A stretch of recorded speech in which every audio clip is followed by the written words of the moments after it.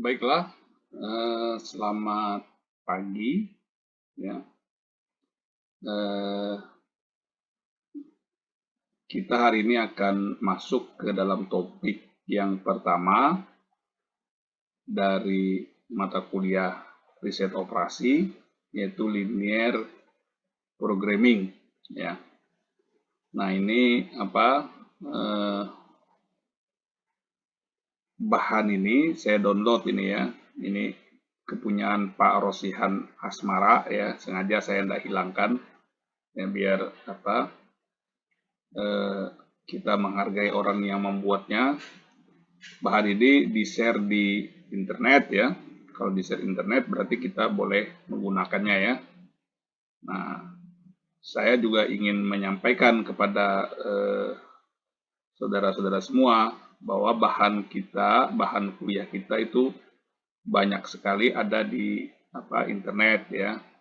Jadi saudara mungkin selain mendengarkan atau membaca bahan yang saya melihat juga ya, bahan yang saya share, saudara juga bisa mencari sumber-sumber lain di internet ya. Nah, tinggal diklik kata linear programming, maka akan muncul ya bahan-bahan yang serupa. Mungkin juga ada bahan-bahan yang bisa lebih mudah lagi dipahami ya dari yang saya sampaikan sini. Silakan saja ya. Nah, kita pada minggu kedua ini ya akan mencoba mendiskusikan, belajar tentang linear programming dan mencari solusinya dengan menggunakan metode grafik ya. Nah, kenapa metode grafik? Ya, karena sebagai perkenalan ya. Nah, selain metode grafik ada enggak? Ada yang disebut dengan metode simplex ya. Metode grafik ini digunakan kalau hanya ada dua nanti ya. Dua variabel yang kita cari solusinya ya. Nah, kalau lebih dari dua variabel harus menggunakan metode simplex ya. Nah, dua variabel bisa enggak simplex? Bisa ya, bisa. Tapi kita belajar dengan metode grafik dulu untuk memperkenalkan. Nah, sekarang kita masuk ya. Linear programming itu apa sih? Ya. Jadi linear programming itu adalah suatu model umum yang dapat digunakan dalam pemecahan masalah, mengalokasikan sumber-sumber yang terbatas secara optimal. Nah, ya. Jadi kita punya sumber yang terbatas dan bagaimana mengalokasikannya secara optimal. Ya. Nah, mahasiswa pasti paham ini bagaimana sumber yang terbatas ya dan mengalokasikannya secara optimal. Misal, uang yang terbatas, kan uang terbatas ya, jumlahnya nggak banyak. Nah, itu bagaimana yang optimal? Optimal bagaimana kita manfaatnya ya, berapa untuk makan, berapa untuk kuota, beli kuota ya, berapa untuk misalnya untuk beli bensin dan sebagainya ya, untuk main-main dengan kawan dan sebagainya, itu berapa alokasinya ya. Kalau banyak kan nggak susah ya, kalau sedikit itu kita bisa harus cari cara biar kita bisa optimal. Optimal ya, senang ya, makan dapat, bensin dapat ya, yang lain pun dapat ya. Nah, itu kita optimal, tapi masalah itu nggak usah dipecahkan dengan linear programming ya. Nah, masalah yang timbul apabila seseorang ya atau satu perusahaan diharuskan untuk memilih atau menentukan tingkat setiap kegiatan yang akan dilakukan, di mana masing-masing kegiatan membutuhkan sumber yang sama sedangkan jumlahnya terbatas. Nah, seperti uang tadi ya. Kalau kita memang terbatas, mungkin ada kegiatan yang tidak kita lakukan ya. Nah, agar kita bisa optimal memanfaatkannya. Nah, dalam linear programming ada dua fungsi tujuan ya. Fungsi tujuan yang pertama menggambarkan dalam linear programming ada dua fungsi maksud saya ya. Yang pertama adalah fungsi tujuan, yang kedua adalah fungsi batasan. Fungsi tujuan ini apa? Ini memberikan gambaran tentang tujuan dari permasalahan linear programming ya. Nah, jadi kita mengoptimalkan sumber daya itu untuk apa ya. Nah, kita sederhanakan saja ya. Bisa untuk memperoleh keuntungan yang besar, maksimal, atau biaya yang minimal, biaya yang kecil ya. Nah, pada umumnya nilai yang dioptimalkan itu dinyatakan dengan Z. Jadi lambangnya Z ya. Pada umum. Lambang lain boleh enggak? Ya boleh aja, tapi umumnya digunakan Z. Ya, kita nggak usah mengganti lah ya, Z saja. Kemudian yang kedua adalah fungsi batasan. Nah, seperti yang saya sampaikan di depan, bahwa linear programming ini bagaimana mengoptimalkan sumber daya yang terbatas. Nah, berarti ada fungsi batasannya secara matematis tentang bagaimana sumber daya itu dialokasikan untuk masing-masing kegiatan. Ya, itu adalah fungsi di dalam linear programming. Nah, langkah pertama dari linear programming itu kita harus membuat tabel. Nah, tabelnya ini terbagi atas beberapa kolom dan baris ya. Nah, tapi secara garis besar ya. Secara garis besar terdiri dari 3 kolom ya. Nah, dan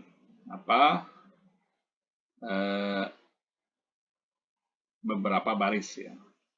Nah, kolom pertama itu adalah kegiatan dan sumber ya, kegiatannya apa, sumbernya apa ya. Kemudian kolom yang kedua itu bagaimana pemakaian sumber per unit ya, kegiatannya ya nanti.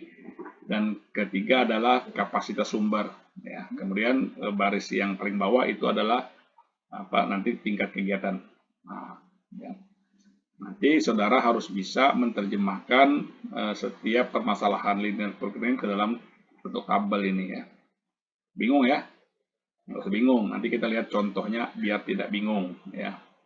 Nah, setelah membuat tabel, baru tabel ini kita terjemahkan ke dalam model matematis. Nah, model matematisnya bentuknya seperti ini ya. Ada dua fungsi tadi ya, fungsi tujuan dan fungsi batasan. Nah, ini adalah fungsi batasannya ya. Nah, ya. Setelah tabelnya bingung, model matematisnya juga tambah bingung kan? Ya, ya nggak apa-apa. Ya. Nanti setelah melihat contoh soal, mudah-mudahan saudara tidak bingung lagi. Ya, ya, mudah-mudahan saudara tidak bingung lagi. Nah, sebelum kita ke contoh soal, kita harus pahami dulu asumsi dasar dari linear programming. Ya. Yang pertama adalah proportionality. Ya. Nah, jadi proportionality artinya apa? Naik turunnya nilai Z dan penggunaan sumber atau fasilitas yang tersedia akan berubah secara sebanding dengan perubahan tingkat kegiatan. Nah, kalau ada kegiatannya berubah ya, maka Z-nya juga berubah dan perubahannya sebanding ya, proporsional. Yang kedua adalah additivity ya. Nah, apa itu additivity? Nilai tujuan tiap kegiatan tidak saling mempengaruhi. Nah, atau dalam linear programming dianggap sebagai kenaikan dari jumlah nilai tujuan Z yang diakibatkan oleh kenaikan suatu kegiatan dapat ditambahkan tanpa mempengaruhi bagian nilai Z yang diperoleh dari kegiatan lain. Nah, jadi nilai kegiatan itu ditambahkan ya dan tidak saling mempengaruhi ya, tidak saling mempengaruhi. Kemudian ditambahkan, makanya disebut dengan aditif ya, adit tambahan. Kemudian yang ketiga adalah divisibility, ya. Keluaran atau output dari kegiatan itu bisa berupa bilangan pecahan, ya, bisa pecahan, ya. Nah, demikian juga dengan jet yang dihasilkan, nah, bisa juga dalam bentuk pecahan. Jadi tidak membatasi dalam angka mutlak gitu ya. Nah, kemudian yang keempat adalah deterministik. Nah, deterministik itu bahwa nilainya itu pasti ya, nilai pasti, bukan suatu nilai yang acak misalnya, atau nilai yang mempunyai kesalahan misalnya. Kalau saudara belajar ekonometrika itu kan ada error term ya. Nah itu bukan suatu yang deterministik. Kalau ini deterministik. Nah contoh deterministik itu misalnya 2 tambah 3 sama dengan 5. Ah, itu pasti. Ya itu berarti deterministik. Ya. Nah ini adalah 4 dari asumsi. Nah, saudara harus hafal ini ya.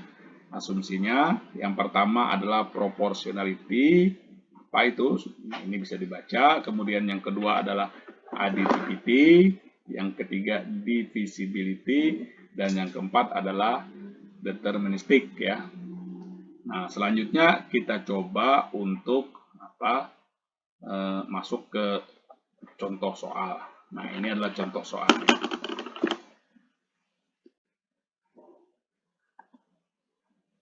Baik, kita lanjutkan ke contoh ya. Pada contoh ini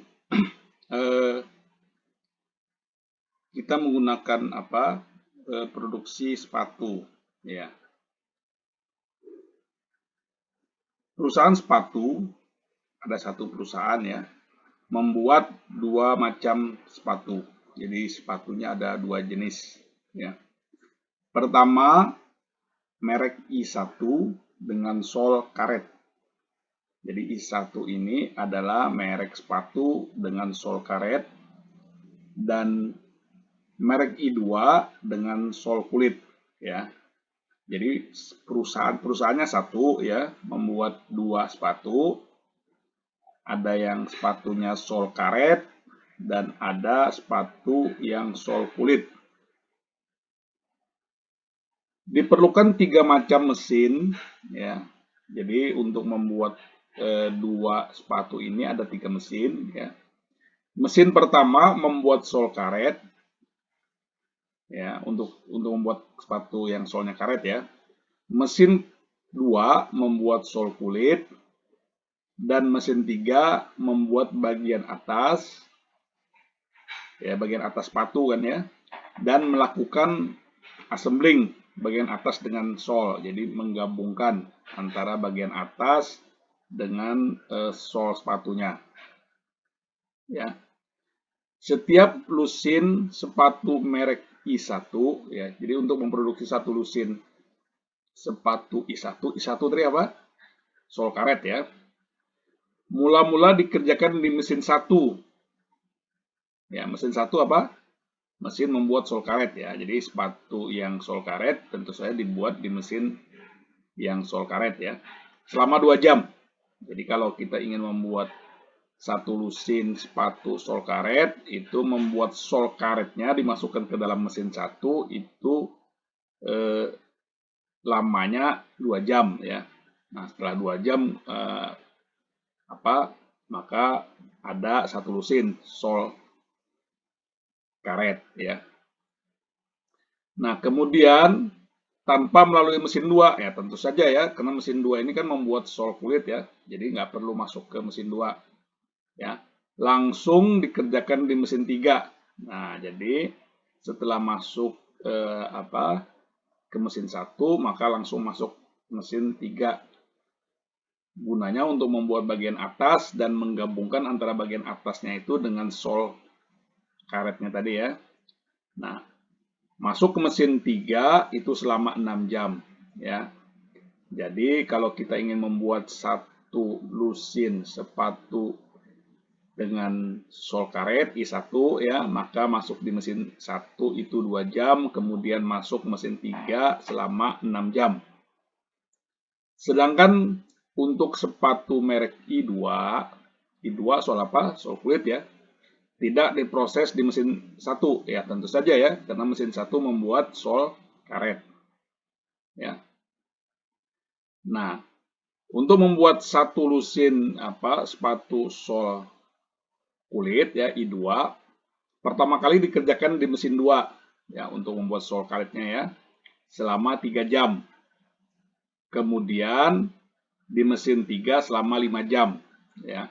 Jadi masuk dulu mesin 2 ya selama 3 jam. Kemudian membuat itunya ya, membuat solnya ya. Sol kulitnya, kemudian masuk ke mesin 3 ya, membuat bagian atas dan menggabungkan antara bagian atas dan sol kulit ya selama 5 jam. Nah, itu kalau ingin membuat satu lusin sepatu dengan sol karet ya. Nah, jam kerja maksimum setiap mesin ya ada ya. Jadi setiap mesin itu dibatasi jamnya ya. Nah, kapasitas maksimum lah ya. Dia bekerja berapa jam. Nah, mesin satu itu maksimal bekerjanya 8 jam. Ya. Kalau 8 jam dia harus berhenti ya, dimatikan ya. Mesin 2 itu maksimal 15 jam ya. Mesin 2 ini agak lama ya, 15 jam. Dan mesin 3 adalah 30 jam. Ya, mesin 3 mampu bekerja 30 jam non-stop ya, setelah itu harus dimatikan ya. Nah, setiap lusin sepatu ini mempunyai laba yang berbeda ya. Keuntungannya kalau kita jual, keuntungannya berbeda. Mesin I1 yang sol karet itu setiap lusinnya mendapat keuntungan Rp30.000 ya. Sedangkan merek I2 atau sol kulit ya itu mendapatkan keuntungan sebesar Rp50.000 satu lusinnya ya. Nah, yang menjadi masalah yang dalam kondisi seperti ini adalah perusahaan ini harus membuat berapa lusin sepatu I1 atau sol karet dan berapa lusin I2 sol kulit ya, agar dapat memperoleh laba yang maksimal ya, maksimal. Nah, tiap sepatu kan labanya berbeda-beda tadi ya. Jadi berapa lusin yang harus dibuat. Nah, kenapa ini menjadi masalah? Karena tadi apa? Karena ada keterbatasan dari jam kerja mesin ya. Kalau jam kerja mesinnya tidak terbatas ya. Kalau jam kerja mesinnya tak terbatas ya mungkin kita gampang ini ya. Kita produksi aja banyak-banyak yang I2 kan. Karena apa? Karena I2 itu keuntungannya 50.000, lebih besar daripada I1 yang 30.000 ya. Kalau mesinnya bisa kerja terus ya, tapi ini kan tadi terbatas ya. Mesin 1 itu hanya mampu 8 jam, mesin 2 15 jam, dan mesin 3 hanya mampu 30 jam ya. Nah, ini adalah salah satu contoh permasalahan di linear programming ya. Nah, kalau kita bawa ke pertanian ya, kita contohkan pertanian, mungkin juga misalnya seorang petani itu mempunyai keinginan untuk memproduksi atau menanam ya 2 jenis tanaman, padi dan jagung misal ya. Nah, tetapi petani ini mempunyai keterbatasan. Apa keterbatasannya? Yang pertama tentu saja lahan ya. Lahan kan kalau bisa tanam di mana saja, ya tanam aja yang menguntungkannya paling banyak ya. Nah, tapi karena terbatas lahan, maka harus memilih. Kemudian modal juga ya, karena untuk memproduksi memproduksi jagung atau padi itu perlu modal untuk beli bibit, untuk beli pupuk, obat-obatan, untuk upah kerja ya. Nah, itu perlu modal ya. Nah, kemudian apalagi tenaga kerja. Nah, tenaga kerja juga terbatas ya. Petani ini mampu bekerja berapa lama sehari ya. Kan terbatas ya. Nah, itu kalau kita bawa ke pertanian ya. Nah, kalau ada permasalahan demikian atau permasalahan seperti contoh ini, maka kita bisa selesaikan dengan menggunakan linear programming. Nah, tadi seperti yang sudah saya sampaikan, langkah pertama adalah membuat tabel. Ya. Bagaimana menerjemahkan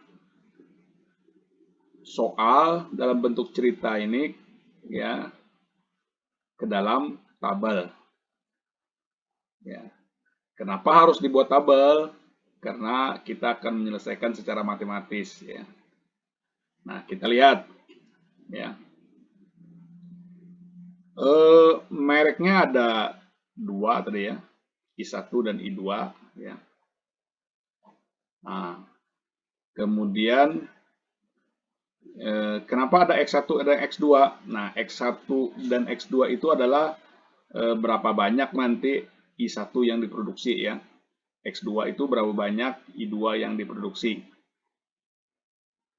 Nah, kemudian mesin, nah kita lihat kolom yang kiri itu ya, mesin kita ada 3 ya. 1, 2, 3 ya. Kemudian yang paling kanan kolomnya adalah kapasitas maksimum. Nah, jadi kita tulis dulu ya kapasitas maksimumnya. Tadi berdasarkan soal yang sudah saya bacakan ya, mesin 1 itu maksimum bisa bekerja 8 jam ya. Coba kita lihat ya. Nah, ini ya, mesin 1 8 jam ya, mesin 2 15 jam dan mesin 3 30 jam ya. Mesin 1 8 jam, mesin 2 15 jam, mesin 3 30 jam ya. Ini adalah kapasitas maksimum ya. Kemudian mesin merek I1 ya, berdasarkan I1 berdasarkan cerita ini masuk mesin 1 2 jam, kemudian masuk mesin 3 6 jam ya. Mesin 1 2 jam, mesin 3 6 jam. Mesin 1 2 jam ya. Mesin 3 6 jam. Ya, kita tulis ini ya. Enggak, lewat mesin 2 ya, makanya mesin 2 itu 0 ya. Nah, untuk I2 itu ya, di mesin satunya nggak ada, berarti 0 ya. Masuk mesin 2 3 jam. Ya, mesin 2 3 jam dan mesin 3 5 jam. Nah, sini mesin 2 3 jam, ya mesin satunya 0 ya. Mesin 2 3 jam, mesin 3 5 jam ya. Nah, kemudian paling bawah ini adalah sumbangan laba. Labanya berapa tadi? Nah, I1 itu 30.000, I2 50.000. Nah, ini kita sederhanakan saja ya. Sumbangannya 30.000 ya, 3 gitu ya. Dan I2 50.000, 5. Kenapa boleh ditulis 3 dan 5? Ini untuk menyederhanakan saja. Boleh tidak ditulis 30.000 dan 50.000? Boleh ya, boleh. Tapi nanti menghitungnya juga ya nolnya banyak ya. Ya, kita anggap aja 3 ini 30.000 dan 5 ini 50.000 khusus untuk sumbangan laba. Kalau yang lain enggak ya. Yang lain ini 2 jam, ya. Ini 6 jam, 3 jam, 5 jam, ini 8 jam, 15 jam, 30 jam. Nah, khusus yang sumbangan laba ini dalam puluhan ribu, ya. Nah, selanjutnya apa? Nah, ini ya, ini yang krusial ya. Jadi saudara harus bisa menerjemahkan dari soal cerita ini ya ke dalam tabel. Nah, kalau ini benar, nah kemungkinan jawabannya benar ya. Tapi kalau ini salah, nah itu udah pasti jawabannya salah ya. Jadi ini harus saudara latih ya. Benar-benar berkali-kali ya. Bagaimana kita menerjemahkan soal ini dalam bentuk cerita dalam tabel. Nah, nanti syukur-syukur kalau saya kasih soalnya di ujian itu sudah dalam bentuk tabel. Nah, gampang ya, tinggal kita ke langkah berikutnya ya. Nah, langkah berikutnya adalah merubah dari tabel ini ke dalam bentuk matematis ya. Matematis. Nah, gimana caranya? Nah, yang pertama kan disampaikan sebelumnya bahwa ada 2 fungsi. Fungsi pertama adalah fungsi tujuan ya, tujuan. Nah, fungsi kedua adalah fungsi batasan ya, constraint. Nah, apa tujuan kita di sini? Nah, kalau kita lihat di soal ceritanya bahwa kita ingin tujuannya memaksimumkan laba ya, laba maksimum. Nah, ya. Nah, kemudian sudah disampaikan juga biasanya tujuan itu dilambangkan dengan Z ya. Nah, dan tadi di depan juga disebutkan asumsinya adalah adiktif ya, penambahan ya. Nah, fungsi tujuannya adalah 3x1 ditambah 5x2. Nah, dari mana itu 3-nya dan 5 itu? Nah, dari sini, dari tabel ini, makanya tabelnya harus benar ya. Jadi laba itu I1 kan 3, I2 5. Jadi 3x1 ya 5x2 ya. X1 dan X2-nya ini adalah nanti juga banyaknya sepatu yang dibuat ya, berdasarkan merek ya. Kalau X1 ini besarnya sepatu lusin ya. Dalam lusin merek I1, X2 ini banyaknya sepatu yang akan dibuat dalam lusin ya, merek I2. Nah, jadi labanya 3x1 ditambah 5x2. Ini ya. 3x1 ditambah 5x2 itu adalah fungsi tujuan Z sama dengan 3x1 tambah 5x2 ya. Nah, yang kedua adalah untuk membuat fungsi batasan constraint ya. Kalau kita lihat di sini ada 3 fungsi constraint-nya. Kenapa? Karena menggunakan 3 sumber ya untuk kegiatan ya. Mesin 1, mesin 2 dan mesin 3 ya. Mesin 1 itu ya 2 X1 0 X2 ya. Jadi mesin 1 hanya digunakan untuk memproduksi X1 ya, 2 jam ini ya. 2 X1 0 X2 maksimal 8. Jadi lebih kecil sama dengan 8 gitu ya. Kan maksimum ya, maksimum itu artinya paling banyak. Lebih kecil boleh ya. Nah, maka tulisnya sini adalah fungsi batasan pertama adalah 2x1 kurang dari sama dengan 8 ya. X2-nya mana? Ya X2-nya 0. Kalau 0 nggak usah kita tulis ya. 2x1 kurang dari sama dengan 8. Kenapa kurang dari sama dengan 8? Tadi sudah disebutkan, maksimalnya 8. Kalau maksimal 8, 7 boleh nggak? Boleh. 5 boleh. Ya. Nah, minimal 0 ya. Nggak boleh negatif, tadi kan sudah disebutkan di asumsi ya. Nah, jadi kurang dari sama dengan 8. Kemudian fungsi batasan yang kedua itu adalah untuk mesin 2. Mesin 2 ini X1-nya 0, X2-nya 3, ya maksimumnya 15.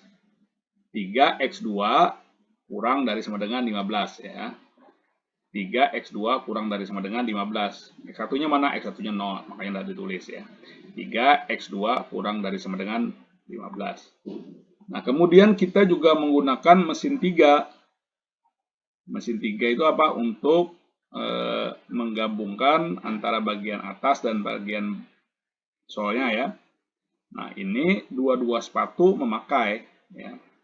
Kalau sepatu X1 itu 6 jam, sepatu X2 2 jam. Kemudian jam kerja maksimalnya adalah 30 jam. Maka kita tulis ya, matematisnya 6X1 ditambah 5X2 kurang dari sama dengan 30 jam ya. Nah, ini kita sudah merubah ya. Nah, 3 bentuk ya dari soal cerita keterangan begini ya menjadi bentuk tabel ya. Kemudian yang ketiga adalah bentuk matematis ya. Nah, ini tahapannya ya. Nah, tahapan berikutnya baru kita mencari pemecahan masalahnya. Nah, dengan apa? Nah, karena kita ini pertama ini kita akan coba diskusikan menggunakan metode grafik. Ya, metode grafik ini hanya bisa memecahkan masalah kalau X-nya cuma 2 ya, X1 dan X2. Kenapa? Ya, karena keterbatasan ya. Keterbatasan dalam hal dimensinya ya. Jadi kalau kita ingin menggunakan metode grafik itu yang kita ingin pecahkan maksimal bukan maksimal ya, 2 gitu ya. Kalau 1 kan nggak usah kita cari pemecahan masalah ya, pasti deh ya. Kalau 3 bagaimana? Nah, 3 nanti dengan menggunakan metode lain ya, disebut dengan metode simplex ya. Nah, apakah 2 juga bisa dengan metode simplex? Wah, bisa ya. Metode simplex itu tidak terbatas. 2 bisa, 3 bisa, ya, 4 bisa, 10 bisa. Ya.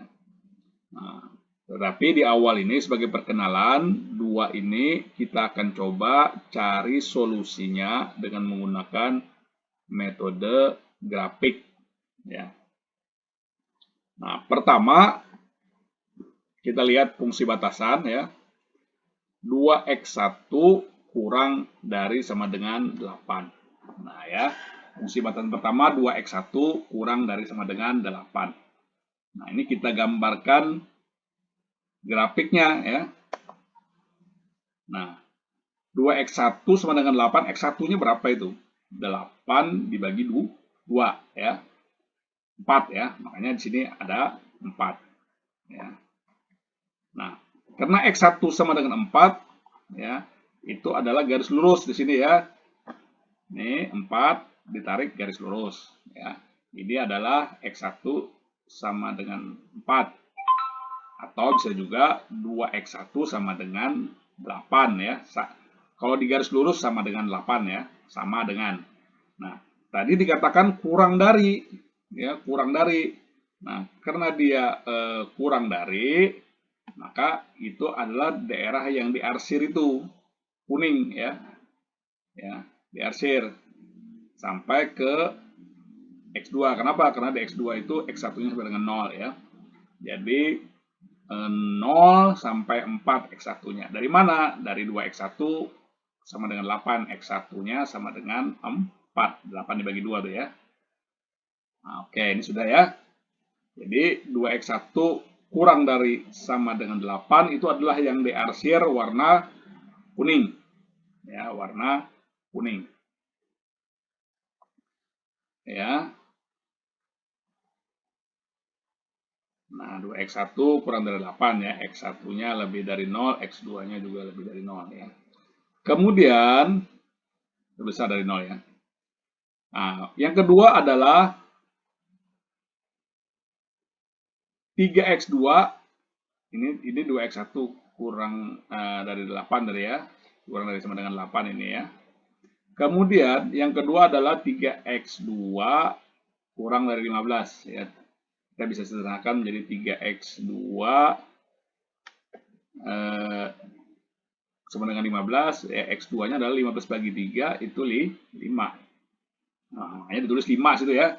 Ditarik garis ke kanan itu adalah 3x2 sama dengan 15, jadi x2-nya adalah 5. Makanya ditulis ditarik garisnya dari 5 ya. Nah, itu kita arsir warna biru ya. Biru. Nah, ada daerah yang diarsir 2 kali. Diarsir dengan warna kuning dan diarsir dengan warna biru. Nah, itulah daerah yang kita bedakan warnanya ya, yang diarsir 2 kali ya. Itu yang di tengah ya putih tapi kita garis-garis ya. Kita garis-garis karena menunjukkan diarsirnya 2 kali ya, diarsirnya 2 kali. Nah, kemudian baik, kita sudah menggambar 2 fungsi batasan tadi ya. 2x1 kurang dari 8 dan 3x2 kurang dari 15 ya. Sekarang kita coba menggambar fungsi batasan yang ketiga, yaitu 6x1 ditambah 5x2 kurang dari sama dengan 30 ini ya. Jadi ada 3 tadi ya batasan, fungsi batasannya ya. Yang ketiga adalah 6x1 ditambah 5x2 kurang dari 30. Ya, bagaimana cara menggambarnya ya? Bagaimana cara menggambarnya? Nah, pertama ya, kita asumsikan x1-nya x2-nya sama dengan 0 ya. X2-nya dulu ya. Kalau x2-nya sama dengan 0 berarti 5 kali 0 0 ya. Berarti 6x1-nya kurang dari 30. 6x1 kurang dari 30 karena ini kita anggap 0 ya. Ya, berarti nanti titiknya akan ada di x1 di sini ya. 6x1 sama dengan 30, x1-nya berapa? 30 bagi 6, berarti 5. Nanti di sini 5 ya. Di x1-nya 5. Nah, di x2-nya berapa? Di x2-nya berarti x1-nya yang sama dengan 0. Ya, di x2 sini kan sumbu sini ya, x1-nya sama dengan 0. Ini kan 0 x1-nya ya. Nah, kalau 0 berarti 6 kali 0, 0. 5x2 kurang dari 30. Berarti x2-nya berapa? 30 bagi 5, 6. Ya. Jadi di x2-nya 6, di x1-nya 5. Ya. Nah, dapat 2 titik itu, maka kita garis. Ya. Kita sambungkan garis melewati 2 titik tadi ya, 5 dan 6. Dapat 5 dari mana? Ya. X2-nya 0. Ya, X2-nya 0, berarti 6x1 30. 30 bagi 6 5, dapat 5 sini ya. Dapat 6 dari mana? X1-nya 0, ya. X1-nya 0, berarti ini 0 ya, 6 kali 0 0. 5x2 sama dengan 30, x2-nya 30 dibagi 5 6, ya. Dapat titik 5 dan 6 digaris lurus, maka ini akan membuat garis 6x1 ditambah 5x2 sama dengan 30. Nah, karena di sini kurang dari sama dengan, berarti ini kita arsir lagi ya. Nah, kan terlihat ya, ada 3 arsiran ya, 3 arsiran yang satu daerah ya yang terkena 3 arsiran ya. Mana yang ini ya? Ini.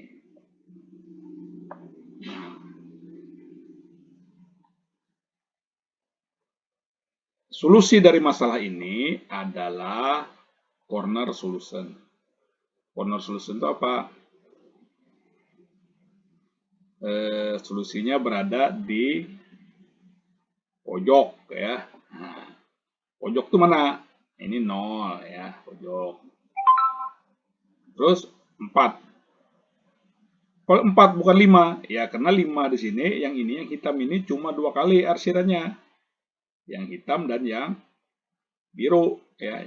Yang 3 kali sampai 4 sini aja. Ya, ini kan kena arsir hitam, kena arsir biru, kena arsir kuning ya sampai 4 sini ya. Lihat ya, kuningnya sampai sini aja ya.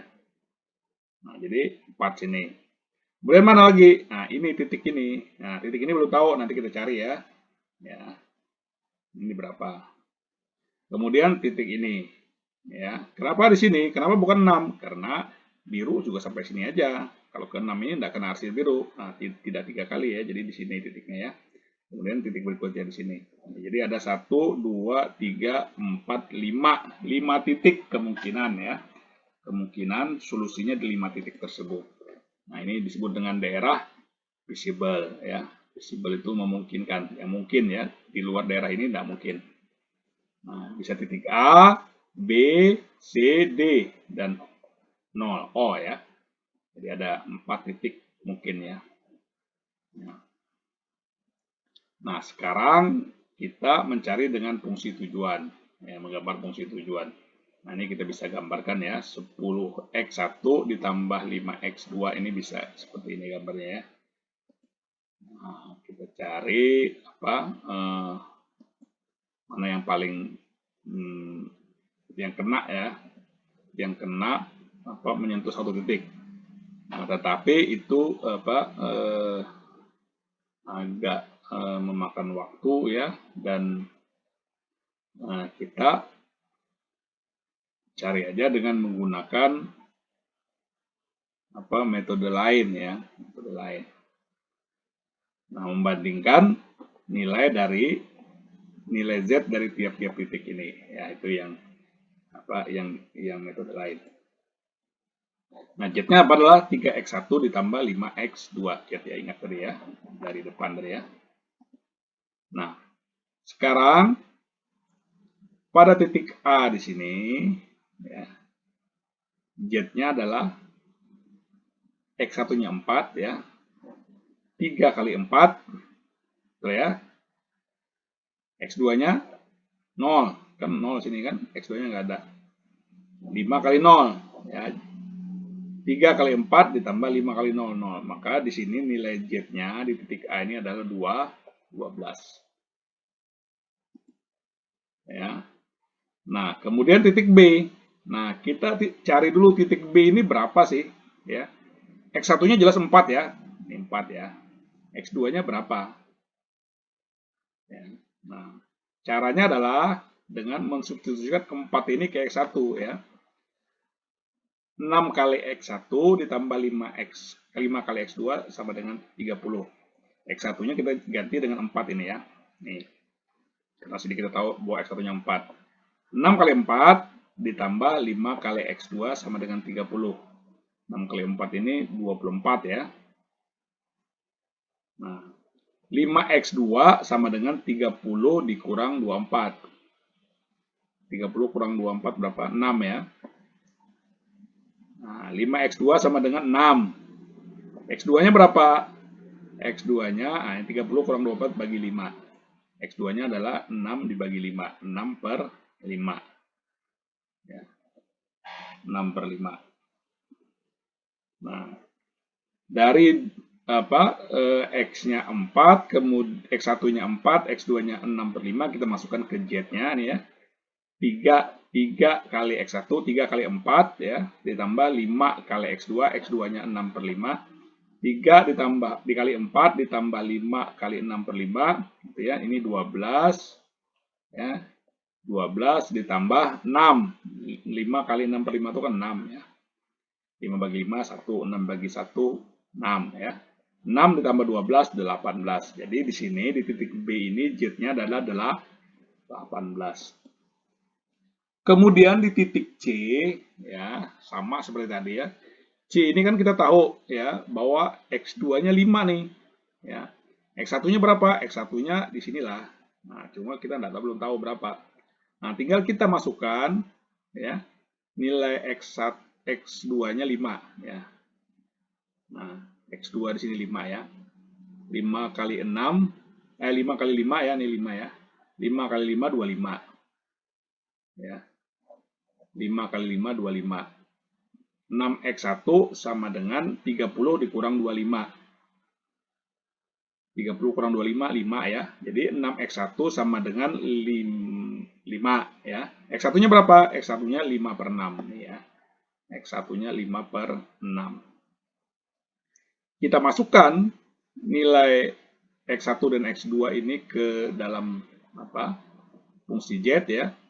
3 kali 5 per 6 ditambah 5 kali 5 ya. Nah, 3 kali 5 per 6 ya, itu adalah 2,5 ya. 2,5.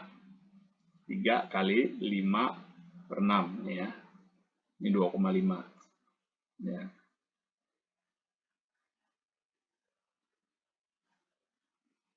Ya.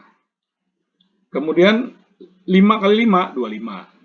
55 ditambah 2,5 adalah 27,5. Ya. Berarti pada titik C ini Z-nya ya, labanya adalah 27,5. Nah, yang terakhir di titik D ya. D ini X1-nya 0, X2-nya 5 ya. X1-nya 0 ini kan 0 ya. Nggak ada X1, tidak produksi X1 ya. Cuma memproduksi X5 sebesar 5. Jadi Z-nya kita masukkan 3 kali 0 ditambah 5 kali 5, nah, 25 ya, 25. Nah, jadi sudah dapat kita ya. Di titik A ini 12, di titik B ini 18, di titik C 27,5, di titik D adalah 25. Nah, dari 4 titik di sini sebenarnya ada lagi satu ya, 0 ya, tapi 0 ini kan tidak produksi sama sekali, ya 0 ya. Nah, pasti dah. Ya. Nah, dari 4 titik ini A, B, C, D, ini kita sudah dapatkan nilai Z-nya. Nah, sekarang kita bandingkan saja mana Z yang paling besar. Ini 12, 18, 25, 27,5. Ah, tentu saja yang 27,5 paling besar ya. Berada di titik C. Nah, karena dia berada di titik C yang paling besar, maka titik C inilah produksi yang memberikan laba paling besar. Berapa produksinya? Nah, produksi X1 sebesar 5 per 6. Nah, mungkin ada yang tanya, kenapa Pak sepatu 5 per 6? Nah, ini kan dalam lusin ya. Nah, dalam lusin. 5 per 6 lusin. Nah, 5 per 6 lusin itu berapa itu? Satu lusin itu berapa? 12 ya. 12.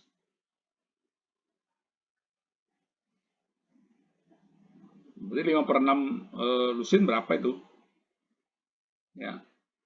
5 per 6 dikali 12. Pasang kan? Nah, 12 dibagi 6, 2 dikali 5, 10. Nah, berarti 10 pasang. 5 per 6 lusin itu sama dengan 10 pasang. Ya. Nah, jadi X1-nya 10 pasang. X2-nya berapa? X2-nya 5 lusin. 5 lusin berapa pasang? Ya, kalikan aja 12. 5 kali 12, 60 pasang. Ya.